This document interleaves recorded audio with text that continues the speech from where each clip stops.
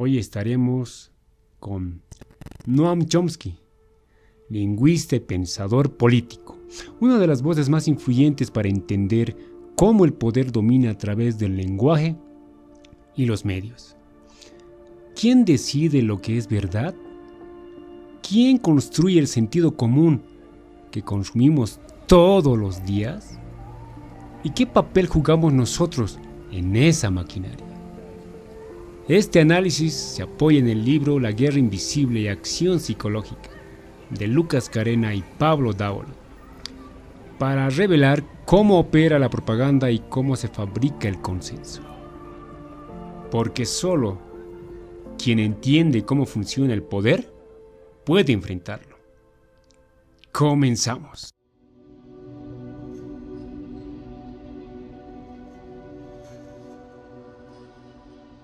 Bienvenidos. Hoy vamos a meternos de lleno en el pensamiento de una de las figuras intelectuales más influyentes y, también más polémicas del último medio siglo, Noam Chomsky. Sin duda. Y lo vamos a hacer a partir de una pregunta que parece sencilla, pero que en realidad es el motor de toda su obra. ¿Cómo es posible que en sociedades que se llaman a sí mismas democráticas, Claro. un grupo muy pequeño de gente, las élites, consigan mantener un control tan férreo y sobre todo tan duradero? Es que esa es la pregunta del millón. Y para abordarla, la fuente que analizamos hoy lo coloca en una tradición de pensamiento muy específica. Lo compara con el intelectual italiano Antonio Gramsci. Ajá. La analogía, la verdad, es que es brillante. Si Gramsci dedicó su vida a entender cómo la Iglesia Católica había logrado una hegemonía cultural de pensamiento en Europa durante siglos. Claro. Chomsky, según este análisis, hace lo mismo pero con los papas de nuestro tiempo, los grandes poderes privados. Poderes que no siempre vemos, que operan de forma discreta, pero que en su visión son los que realmente mueven los hilos en Estados Unidos y, por lo tanto, en buena parte del planeta. Exacto. Pero aquí viene lo interesante, porque el texto que nos sirve de guía hoy no es precisamente un fan incondicional de Chomsky. De hecho, le lanza una crítica muy directa desde el principio. Sí, le da un buen palo. Lo acusa de tener unas anteojeras ideológicas. Según este análisis, Chomsky ve el mal, esa élite de poder, exclusivamente en el capitalismo, en las grandes corporaciones, pero absuelve o ignora por completo a la izquierda. Como si no fuera con ellos la cosa. Eso es. Como si el comunismo, el socialismo o lo que algunos llaman marxismo cultural no tuvieran nada que ver con las estructuras de poder. La fuente es tajante. Califica esta visión de parcial e incompleta. Y no se queda ahí, ¿eh? Propone que existen otros conceptos, otras formas de nombrar a esa élite que son mucho más precisas. Lanza una serie de términos que, hay que admitir, suenan bastante potentes. A ver. Habla del imperialismo internacional del dinero, de la sinarquía internacional, del supracapitalismo o de, las estructuras del poder mundial.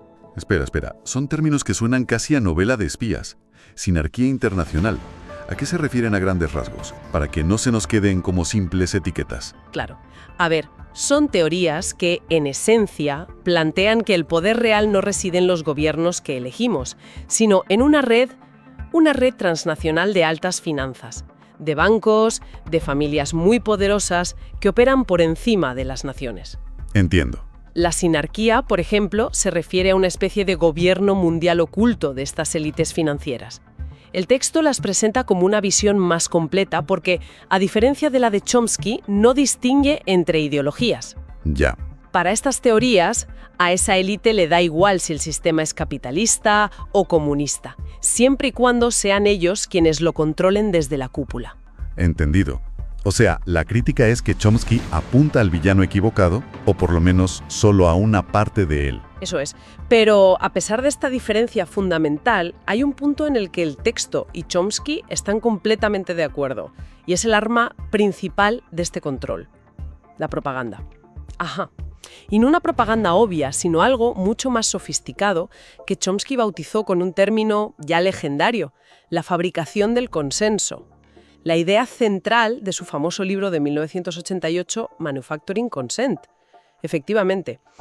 Y es clave entender que no habla de un lavado de cerebro burdo, como en las dictaduras clásicas. Es algo mucho más sutil. Claro. El texto cita al analista Gabriela Roffinelli, que lo explica muy bien. La función principal de los medios de comunicación masivos no es solo informar o entretener. ¿Cuál es entonces? Su verdadera función es inculcar, poco a poco, creencias, valores y códigos de comportamiento para que la gente se integre en el sistema de forma dócil. Es como si fijaran los límites del campo de juego. Ya. Dentro de esos límites puedes discutir lo que quieras, pero nunca cuestionar el juego en sí. O sea, te dejan discutir acaloradamente sobre si el césped está bien cortado o si el árbitro ha pitado bien un fuera de juego. Exacto. Pero nunca te dejan plantear si en lugar de fútbol deberíamos estar jugando al baloncesto. Esa es una analogía perfecta. Y la siguiente pregunta es, ¿quién decide las reglas de ese juego? Según Chomsky, la respuesta es clara: las grandes corporaciones. Claro. Las gigantescas empresas petroleras, los grandes fabricantes de armamento, los fondos de inversión de Wall Street. Esos son los dueños del campo, los que ponen los árbitros y los que al final se llevan la recaudación. Y aquí es donde el análisis de la fuente se pone realmente interesante, porque describe una paradoja tremenda. Sí, estas corporaciones nacieron y se hicieron gigantes al amparo de las libertades del sistema capitalista y liberal. Pero según esta teoría, llega un punto en que se hacen tan grandes que empiezan a devorar el propio sistema que las vio nacer. Exacto.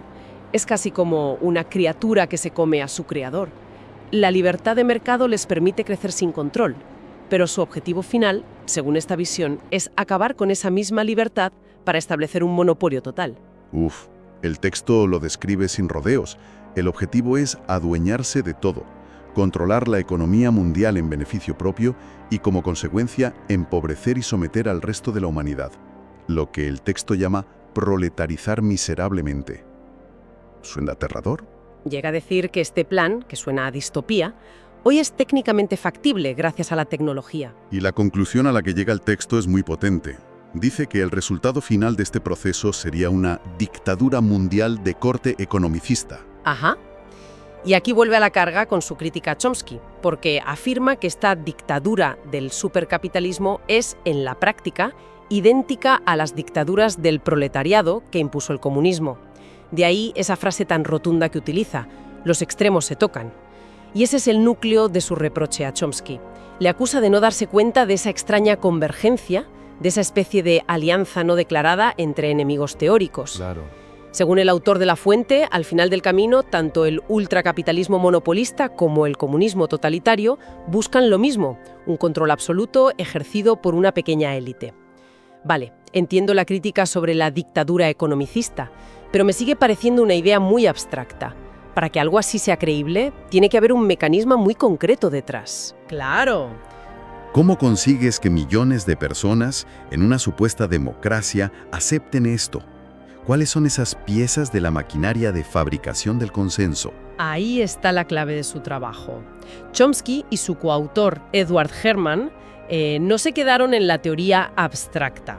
Describieron un sistema con 5 filtros por los que, según ellos, debe pasar cualquier noticia antes de llegar al gran público. 5 filtros. Son como 5 controles de calidad, pero un control de calidad ideológico. A ver, ¿cuáles son? El primero, y el más importante para la fuente que analizamos, es la concentración de la propiedad de los medios. Es decir, que cada vez menos empresas son dueñas de más periódicos, radios y canales de televisión. Vale. El segundo es la publicidad. Los medios no viven de sus lectores o espectadores, viven de sus anunciantes, y no van a publicar nada que moleste seriamente a quienes les pagan las facturas. Lógico. El tercero es la dependencia de las fuentes oficiales. El gobierno, la Casa Blanca, el Pentágono, las grandes corporaciones. Son ellos los que producen el material informativo a granel, y es mucho más fácil y barato para un periodista reproducirlo que investigarlo. Tiene sentido. ¿Y los otros dos? El cuarto filtro son las presiones y represalias contra los periodistas que se salen del guión, lo que en el original llaman flak. Y el quinto es la creación de un gran enemigo común. ¿Un enemigo? Sí, un anticomunismo en la época en que escribieron el libro, o hoy podría ser el terrorismo, o cualquier otra amenaza que sirva para unificar a la población detrás de las élites y silenciar la disidencia. Un momento. Lo del gran enemigo exterior suena un poco a teoría de la conspiración de película. ¿De verdad es un filtro tan sistemático o es algo que simplemente ocurre en tiempos de guerra? Según Chomsky, es totalmente sistemático. No es solo para la guerra. Se trata de crear una ideología nacional, un nosotros contra ellos, que discipline el pensamiento. Ya. Piensa en la Guerra Fría. Cualquier política social, cualquier sindicato fuerte, cualquier crítica al presupuesto militar era inmediatamente tachada de comunista. Eso creaba un consenso por miedo, obligaba a todo el mundo a posicionarse. Claro. Y hacía muy difícil cualquier debate racional que se saliera de esos márgenes.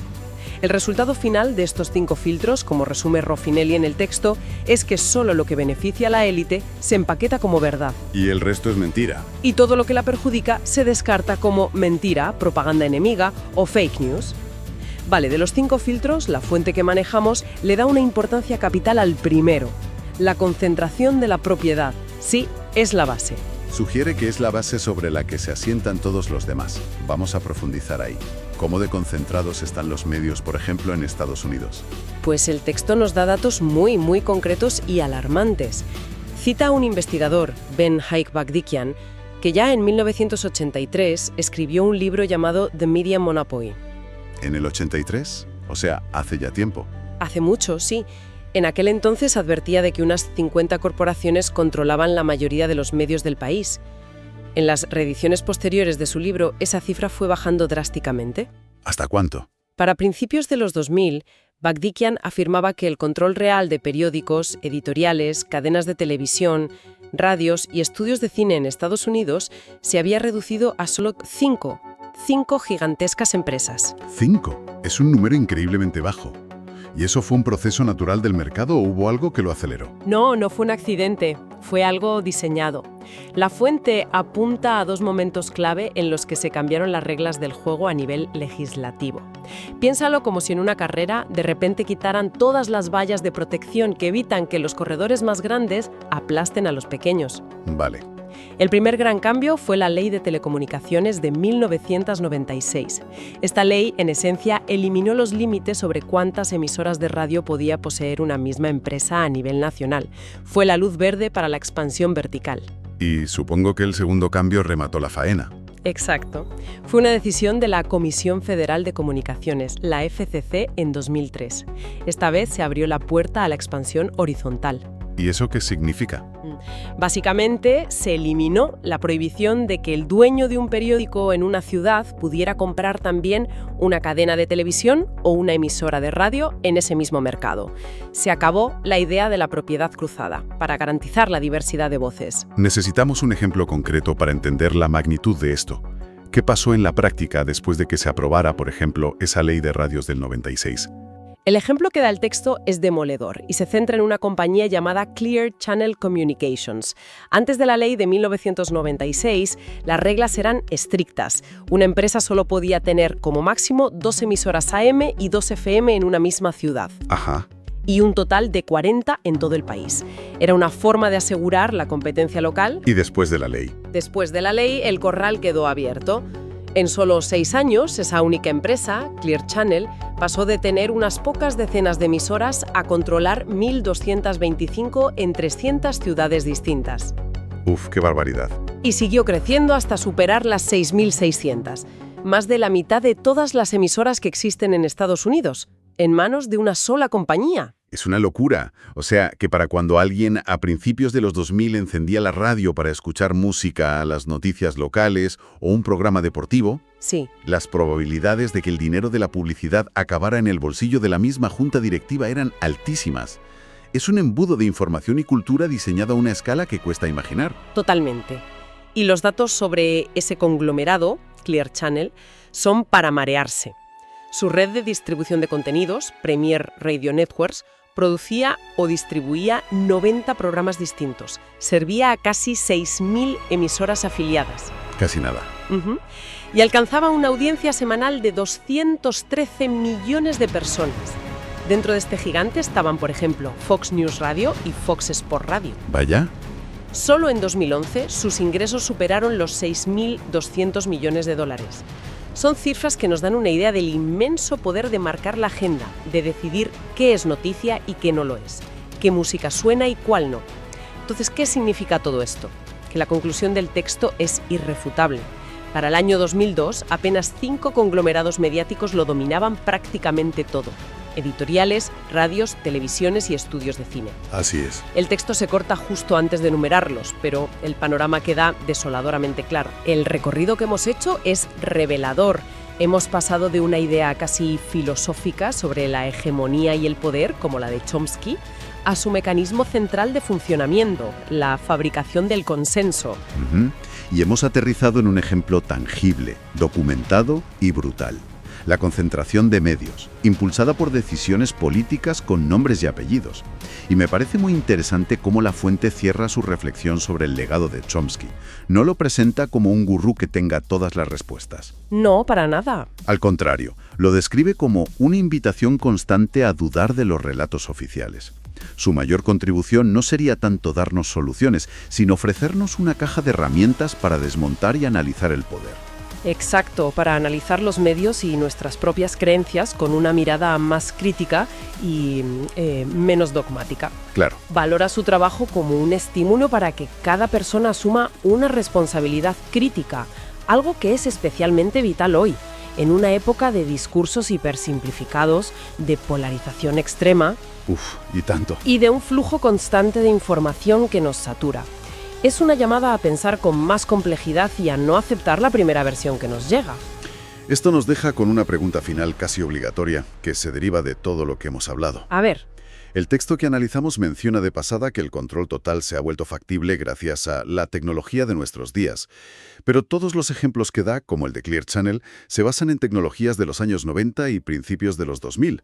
La radio, la prensa, la televisión por cable. Lo cual plantea una cuestión fundamental para nuestro presente. Si la tecnología de aquella época ya permitió el nivel de concentración y de control del discurso que hemos descrito, ¿qué nuevas implicaciones tiene la era digital en la que estamos plenamente inmersos? Claro.